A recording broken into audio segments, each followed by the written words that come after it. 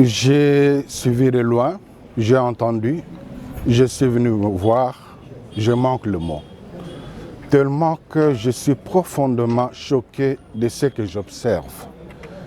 Une concession que l'État reconnaît appartenir aux frères des écoles chrétiennes, une concession dont le certificat a été refusé par ceux qui l'ont demandé aux autorités compétentes parce qu'elle n'est pas leur. Une concession de 5 hectares, aujourd'hui réduite à 1 hectare par la barbarie et ce qui est plus grave, la barbarie des intellectuels. C'est très grave. C'est très grave ce que j'ai vu ici. On a barré la route, l'entrée principale des élèves qui sont toujours passés par là. Je manque de mots. Dans le mur mitoyen est une salle de classe.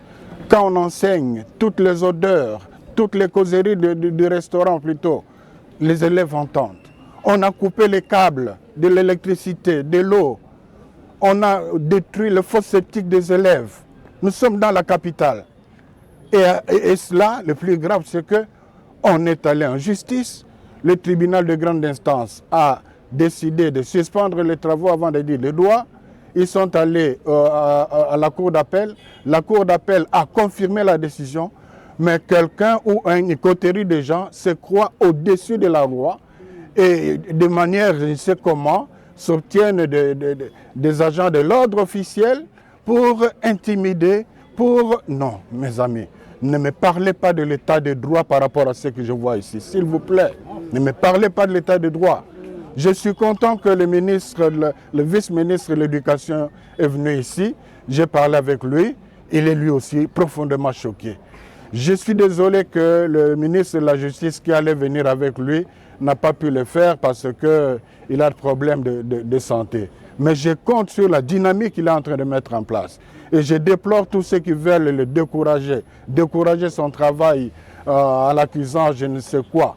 En tout cas, dans la mesure où ce ministre continuera à travailler dans le respect des procédures pour faire respecter les droits, je crois que c'est ce qu'il faut pour ce pays. Donc je lance un appel à la hiérarchie du pays, au président de la République, Madame la Première ministre. Le gouvernement doit être informé parce qu'il y avait un ministre qui est passé ici. C'est scandaleux, ça ne peut pas aller de l'avant comme ça. Mais écoutez, je crois que je suis là pour dénoncer la barbarie. Et même si l'école appartenait à l'État, même si la loi dit que le sous-sol appartient à l'État, quand il y a un besoin d'un intérêt supérieur, il y a des procédures à suivre, mais pas la barbarie. La barbarie ne peut pas être érigée en mode de gouvernance, s'il vous plaît. Donc ça doit changer, on doit trouver une solution.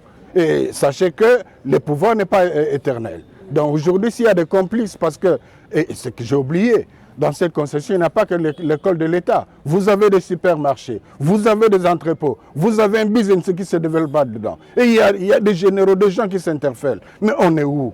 Le pouvoir passera. Un jour, s'il y a des complices à ce niveau-là, il y aura un jour aussi d'autres personnes qui vont rétablir la loi. Mais nous voulons que ce soit maintenant parce que c'est une des aspirations du président de la République d'établir l'état de loi. Je crois j'encourage cette vision des choses. Je sais que si lui-même, comme individu, est informé, il va regretter ce que nous observons ici. Aux parents, j'exprime toute ma... J'ai des larmes aux yeux. Les enfants ne peuvent pas étudier dans ce contexte ici. Mais qui perd? Et j'ai entendu justement dans le contexte de ce dossier, quelqu'un faire une déclaration comme quoi l'Église catholique a de grandes concessions partout et ne paye pas de taxes, c'est tout. Mais écoutez, qui sont les bénéficiaires de tous ces espaces? Ce sont des espaces pour créer des supermarchés? Ce sont des espaces pour créer des entrepôts de business? Non, je crois quelque part, on est en train de déconner sérieusement.